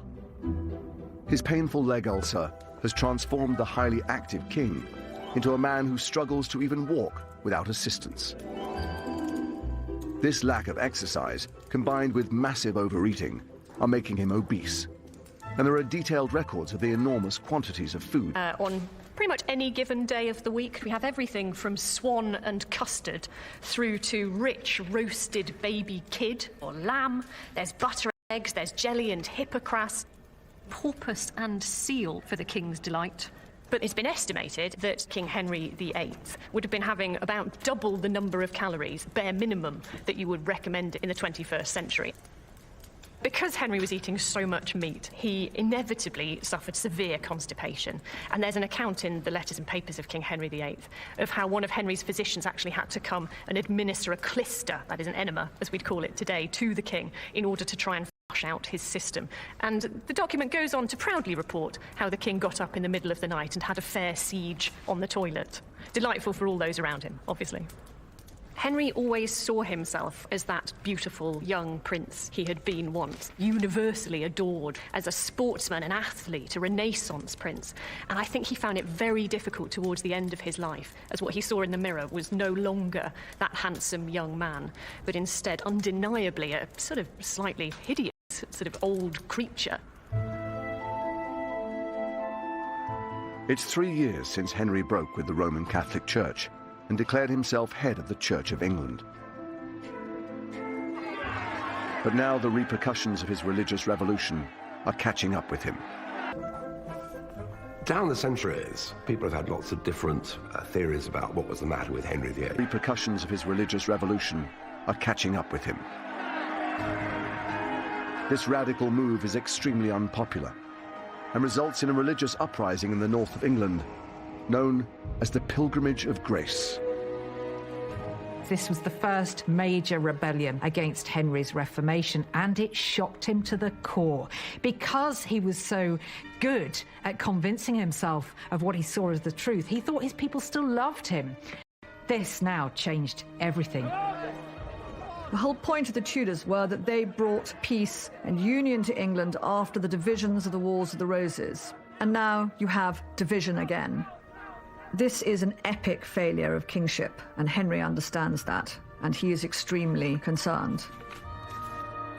But with no army at his disposal, Henry is unable to defeat the rebellion with brute force. Kings of England never had standing armies, so they had to rule with the consent of the people. He realized that he was he was in a very dangerous situation now, and he needed to act tactically, politically. Rebels. He offers them a pardon and invites their ringleader, Robert Aske, to a secret meeting. Henry has this masterstroke. I mean, he invites Robert Aske and the leaders of the pilgrimage to court, and he entertains them for Christmas. He gives them gifts and looks after them. Aske went away very happy, saying he'd enjoyed every sign of the king's grace, of his mercy. What a fantastic king, Aske is essentially saying. But it soon becomes clear that Henry's show of mercy is a trick. And he turns on the rebels with a vengeance. Henry was the sort of ruler who would gull you along and then basically cut you off. He's clever, but what he likes to do is to try and trap people, move them about on a chessboard. He's a very skillful manipulator. Robert Aske returns home, and Henry orders his arrest and execution. Henry's punishment of Robert Aske was exemplary in its brutality. This is a message to the people that this is what happens when you oppose Henry. And in fact, he wanted to go much further. He wanted people from every village involved in the rebellion to have somebody executed. But the man who was in charge of the retaliation simply didn't carry out Henry's orders. Henry's ruthless suppression of the rebels marks a turning point in his reign. England had changed an awful lot during this period. It was no longer the merry England of Henry's early years. It was now pretty much a totalitarian state. There were spies everywhere. Suddenly, nobody was safe. Nobody could trust anyone. There were neighbours informing on neighbours. So you never knew when there was going to be that knock on the door. People were now afraid to open their mouths in any public place. People were afraid to write letters and express an opinion because they were always looking over their shoulder. In the name of the king! The man responsible for enacting Henry's crackdowns is his chief minister, Thomas Cromwell. Cromwell has previously masterminded the breakup of the monasteries and engineered the downfall of Henry's second wife, Anne Boleyn. But now that Henry's people are turning on him, he shifts the blame onto Cromwell. Henry didn't take the blame for his own mistakes because that would not have worked for him as a king. One of the purposes of good servants was that they would take the blame if things went wrong. It was their advice. With the Pilgrimage of Grace, they didn't attack Henry so much, they attacked Cromwell. There is definitely a sense in which Thomas Cromwell is Henry VIII's scapegoat. Henry could step back and say, I'm innocent of this. I don't know what's going on. There had been warning signs for Cromwell for a few years now that actually his luck was changing. There were arguments with the king, and in fact, on a number of occasions, the king was said to have benaveth Cromwell. He was beating him up in front of the court. On one occasion, pommeling him about the head as if he were a dog. Cromwell must have been terrified. As he starts to fall out of favour, Cromwell is given the chance to redeem himself. It's been 2 years since the death of Henry's great love, Jane Seymour. And now Cromwell is tasked with finding him a new wife. He's now got the heir, but he doesn't have the spare, and Henry is deeply sceptical about female monarchy. He's not excited about the prospect of either of his daughters becoming his successor. So he's looking for a new wife to produce sons. Cromwell strikes a political deal for Henry to marry the German noblewoman Anne of Cleves. And Henry agrees to marry her based solely on seeing her portrait. Well, he sees an image of a girl who looks like a doll. She's pretty, she's young, she looks very unthreatening. So Henry sees the portrait and he thinks, well, she looks a bit of all right. I'll go for that. Yeah, that's fine. But when Henry meets Anne in person, he changes his mind completely. When Anne arrives, she's put up in Rochester Castle, and Henry can't wait to see her, so he goes in disguise with a gift to basically have a quick peep. But actually, Anne doesn't really take any notice of this rather obese stranger who sort of pops by, and that's not a good start. Poor Anne of Cleves was dressed in the most hideous German costume with sort of contrasting bands of fabric and a sort of helmet that looks like something out of Star Wars. And he was horribly disappointed. Henry made his revulsion towards Anne of Cleves absolutely clear. He complained that there were displeasant airs about her, and there's a very lurid description of their wedding night, and it gave him enough of a conviction to declare that she was no maid. Henry's smear campaign against Anne of Cleves actually reveals more about his own personal insecurities than anything else. Henry has for some time been suffering from bouts of impotence, and he finds himself unable to consummate the marriage. I think perhaps he has a bit of a go, it doesn't work out, and then he decides, this is not my fault. Really, it undermined his masculinity that he couldn't have sex with his own wife, but he was not willing to acknowledge that it was his problem. As far as he was concerned, it was her. Henry's PR campaign against Anne was so effective that even centuries later, enough to get rid of quite quickly, we completely overlook the fact that actually there was probably nothing wrong with Anne, and frankly, Henry was no oil painting by this time.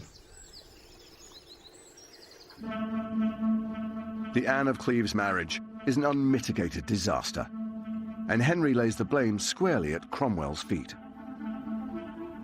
I don't think Henry really turns against Cromwell until the Cleves marriage. When Henry feels that somebody has obeyed him or has been working against him, he feels that the scales have fallen from his eyes and he's going to do something about it, and so he will cut them off. And he's got this infinite talent for turning loyal servants into enemies of the state, and Cromwell falls into that bracket.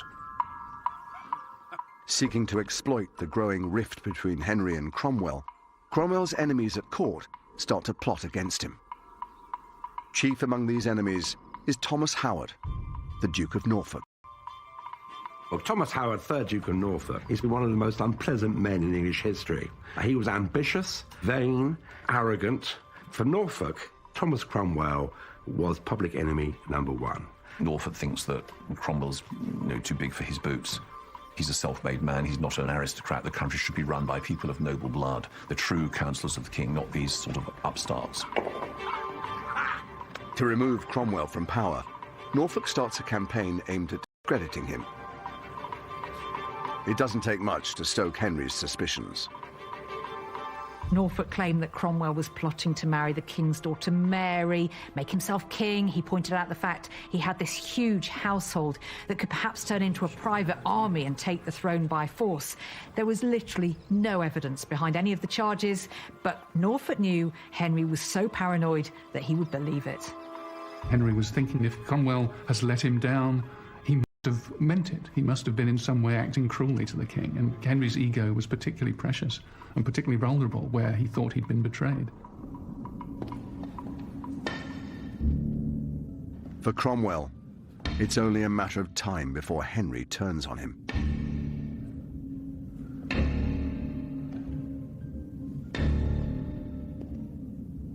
Thomas Cromwell knew the end was coming. He could smell it. He must have constantly been looking over his shoulder, not knowing who to trust.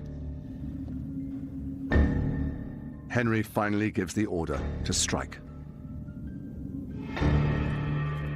And when Cromwell arrives late at a Privy Council meeting, the Duke of Norfolk is waiting for him.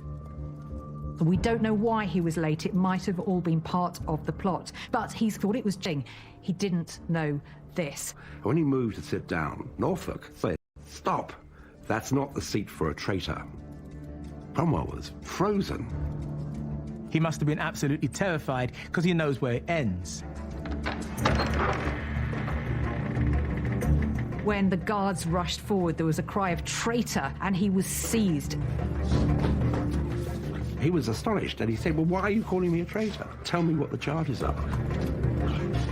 Nobody said a word because they hadn't finished making those charges up yet. They had no answer. There's a moment that's almost Shakespearean where the Duke of Norfolk rips the chain of office from around his neck. This method of arrest has been devised deliberately to surprise and shock him. He was dragged out and taken by boat to the Tower of London on that dreadful one-way ticket.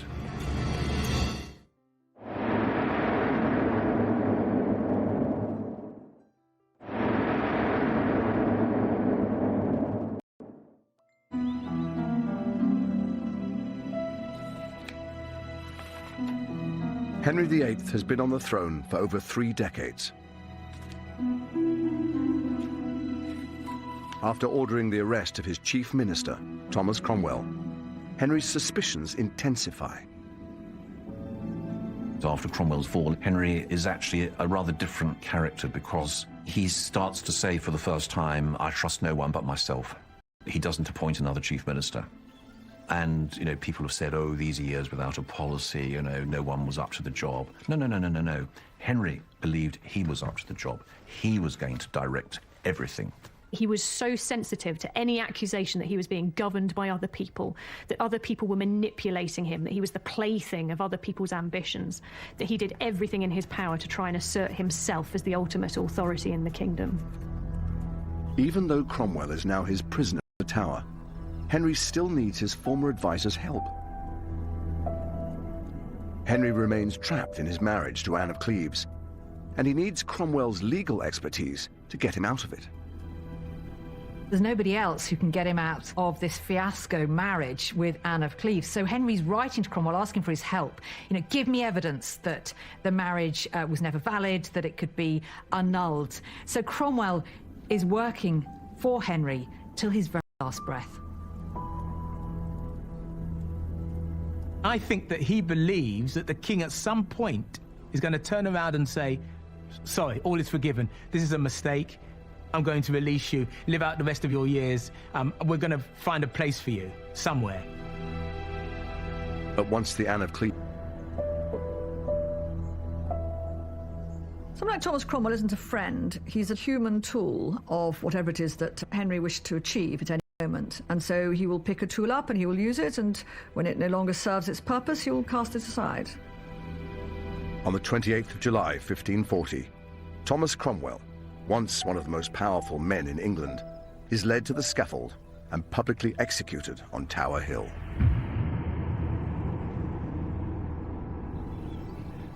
With Cromwell out of the way, his arch-enemy, the Duke of Norfolk, sees an opportunity to secure greater powers for himself. And he has a secret weapon to help him, his teenage niece, Catherine Howard. The moment that Catherine Howard was in the king's bed, Norfolk probably thought he was absolutely made for life.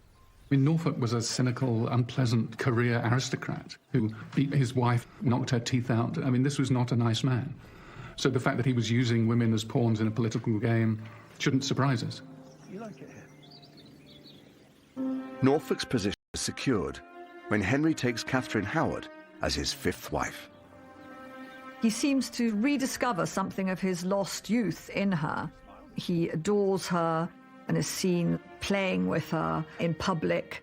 So he feels himself to be this young king again.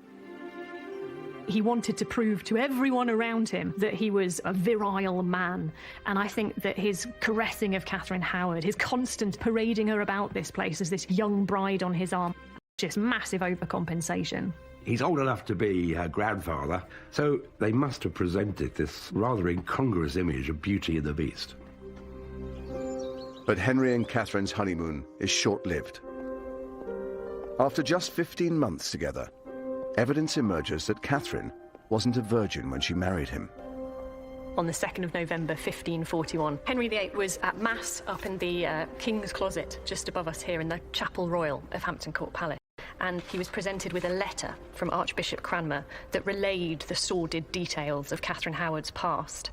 And it explicitly says in this account that Cranmer didn't just tell the king this information, but instead put it in writing. He declared the information thereof to His Highness in writing. Because, as it says here, he had not the heart to express the same to the king by word of mouth. This account makes it very clear that Henry was completely heartbroken when he discovered this news. It says his joy was turned to sorrow. He wept bitter tears. And you get this impression of someone who really, really wanted this marriage to work, who was deeply in love with Catherine Howard, and whose world just came crumbling down around him when he found out the truth about her. Against Catherine intensify, and she is accused of having an affair during her marriage to Henry. The moment he learnt about this, the moment he learnt that it was true that she had had an affair, he left. And that's what we see Henry doing time and time again in his relationships. It's quite disturbing that Henry has this capacity to just sort of turn off and move on from a person, even one who clearly he loved very deeply. Catherine Howard's fate is clear the moment Henry turns against her. She is beheaded for treason at the Tower of London. Catherine was just a girl who'd been taken advantage of by men for most of her life, who ended up dying very bravely, but very horribly. After Catherine Howard, Henry's left with the reality of an aging man who's losing his virility. There is a sense of deep unhappiness that this is what he now has to live with, the wreck of the prince he once was. Despite 5 failed marriages, Henry only has 1 legitimate son.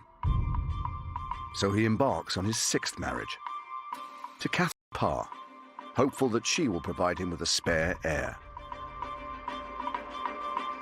But Henry's also increasingly concerned about his imperial legacy. And for a Tudor king, that means only one thing: going to war.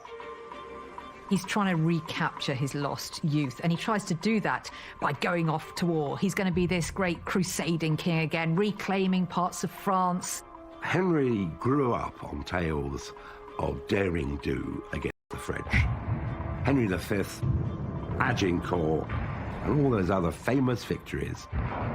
Henry had always wanted to have military glory in his portfolio of achievements. In this period, the English nobility want to go smashing up the French, just like 21st century tourists want to go, around northern France on holiday. Here at Windsor Castle is a treasure that epitomizes Henry's image of himself as a warrior king. In the latter years of his reign, Henry specially commissions this suit of armor. Here is the physical embodiment of Henry's childhood dreams, the symbol of chivalry, and the image of an armored man, Henry VIII's armor. Now, armor in the 16th century was made to measure, none of this off-the-peg stuff. It provides us with the true image of Henry as he would like to be projected, of power and might and ruthlessness. You can almost imagine his little piggy eyes behind that visor, glaring at us with contempt. Actually enlarged to accommodate his increasing size. Here, they're having to let in 5-centimeter plates on each side of his backplate because of his expanding girth, because he did weigh 28 stone. Now, in National Health Service terms, his body mass index was way off today's scale. He was a man mountain. In order to make him feel more comfortable and to flatter him, his male courtiers start to wear enormous padded doublets and clothes so that they appear just as big as the king. This also affected Henry's psyche. I think he was really humiliated by what he had become. Henry's very aware that his advancing years and medical disorders threaten to derail his battlefield ambitions.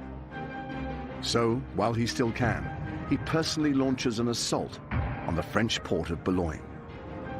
I mean, his idea of leading his army in person, of course, means directing operations from a safe distance inside a sort of wooden pavilion, which is lined with fake marble inside. He is like a small boy with lots of toy soldiers. He is in his element. He loves the siege. He loves all these cannonades which fire day and night. It was an attempt to gain glory by conquering France again. It was an attempt to resurrect the idea that England would be mighty by ruling over France. Henry's attack on Boulogne is a success, and he enters the captured port as a conquering hero. But his vanity project has a serious impact on England's economy.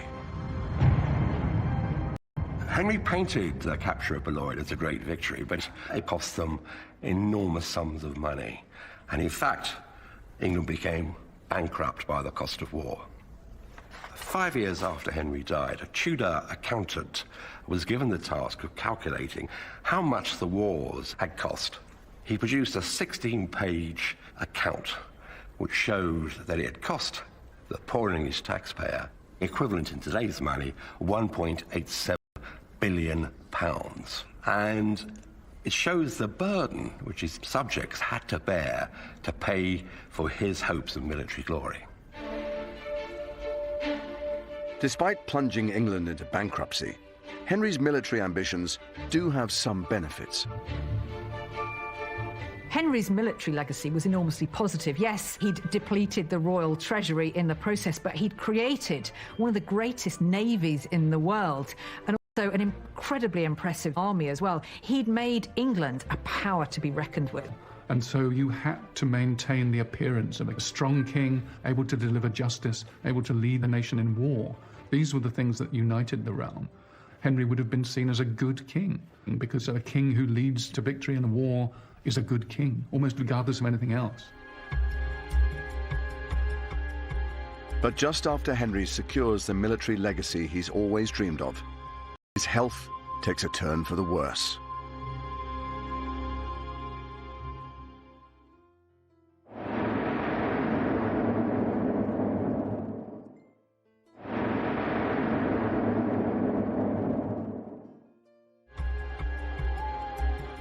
As his health deteriorates, Henry takes to shutting himself away in his chambers. The last years of the reign are definitely tainted by claustrophobia. No one quite knows who to trust. And of course, because of his immobility, Henry is closeted in a secret study at the far end of Whitehall Palace and doesn't come out that much. People think that, okay, he's sort of switched off. This is not the case. I mean, this is somebody who is almost like in his lair, he's checking up on everything.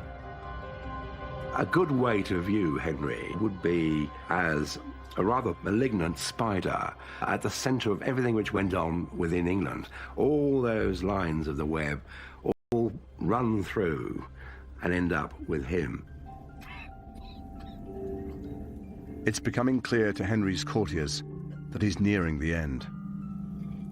In the last days of Henry's life, the atmosphere at court must have been pretty toxic.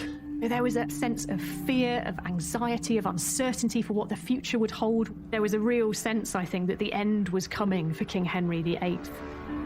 But no one is brave enough to mention this to Henry himself. A dying king is, like a dying lion, extraordinarily dangerous. Everybody was terrified that Henry still had the power to kill. It was said that no one would give him any official advice because they were frightened of his reaction. Imagining the death of the king was treason. So in a capricious reign where people had been charged with treason for all kinds of offences, simply telling the king that he might die is not something that even the bravest counsellors would be able to do. The only thing to say to a king is, it's a scratch, you're sure to get better. Tomorrow we'll go hunting. Everything will be fine. As Henry's health gets worse, the finishing touches are put on one of the most important documents of his reign. His last will and testament. It reveals his attempts to retain control over his kingdom, even after his death.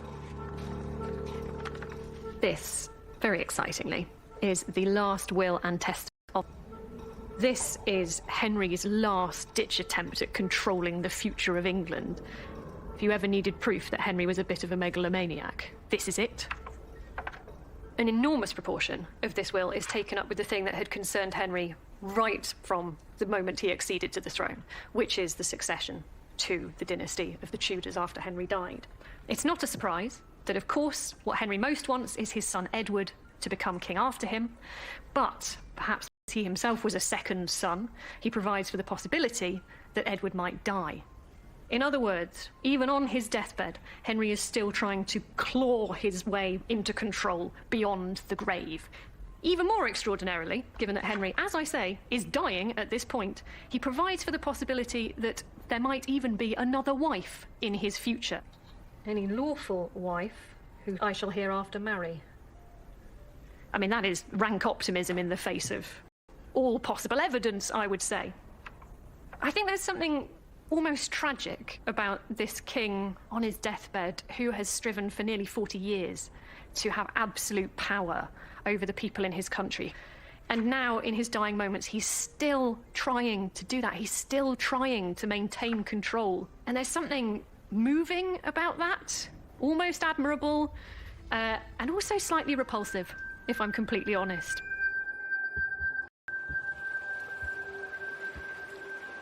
Henry is growing so ill that he's started to drift in and out of consciousness. When Henry was on his deathbed, he must have felt that his dynasty was coming to an end. Henry wasn't in a position to pass on his crown to another stable male monarch. His son, Edward, was still very young. When Henry knows that he really is now going to die, he must have been wondering if he was going to end up on the right side of things with God. I mean, he was Christ's deputy on earth, but he was also going to be judged, and Henry must have been wondering whether actually he had quite got things right. Henry was now presiding over a realm divided, in which religion had become an irreconcilable grievance. Henry's lifetime as king had seen the creation of a divided England, and that was a genie he couldn't put back in the bottle. Henry's courtiers finally muster the courage to warn him of his approaching death. There was a great deal of tension in the court. Who was going to tell the king that he was about to meet his maker? Eventually, the task fell to Sir Anthony Denny, who in life had fulfilled Henry's most intimate needs as groom of the stall. Now he had one last service to perform. Asked Henry, effectively, if he wanted to make his last confession. Should I send for Thomas Cranmer, the Archbishop of Canterbury? And Henry replied and said, I will first take a little sleep, and then, as I feel myself, I will think on the matter. They were the last words he ever spoke. On the 28th of January, 1547, Henry VIII dies. Henry VIII has gone down in history as our most famous king, probably because he's our most married king. He's a kind of larger-than-life character. But it's very, very clear that behind this public facade was somebody who was fundamentally vulnerable and insecure. The story of Henry VIII has everything in it. It has transition from young, irresponsible being to someone blighted later in life by paranoia. Henry was self-obsessed, desired admiration. He could never be wrong. You cannot ignore Henry. He put England in the centre of European politics. But he also gave the English a sense of national identity. England was never going to be quite the same after Henry. He'd broken with Rome. He had centralised the kingdom. Institutions like Parliament, the Church of England, hardly changed for another 400 years. Henry was tremendously charismatic. He knew how to be a king. He understood the myth of English kingship. I think if you looked at Henry VIII's reign as a whole, you would have to accept that it had been a reign that changed the state of England forever.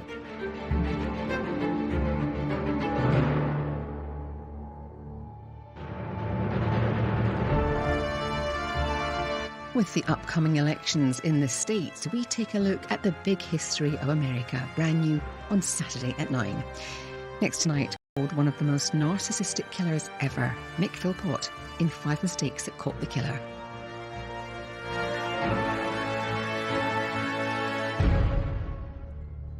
On their charge, and anything he wanted, he got. As the second son, Henry is ignored by his father, and instead raised by his loving mother in the protective female world of Eltham Palace. Henry's relationship with his mother was unusually close. His mother seems to have taken a real care for the education of her son. For a royal princess to grow up in this sort of environment wasn't that unusual. For a royal prince, however, it was a little bit strange, and it just goes to show how unimportant, really, Henry was considered in the line of succession. But when Henry is just 10 years old, something happens that transforms his life. Unexpectedly, his older brother dies, leaving him as heir to the throne. He's no longer the second son, he's the first son.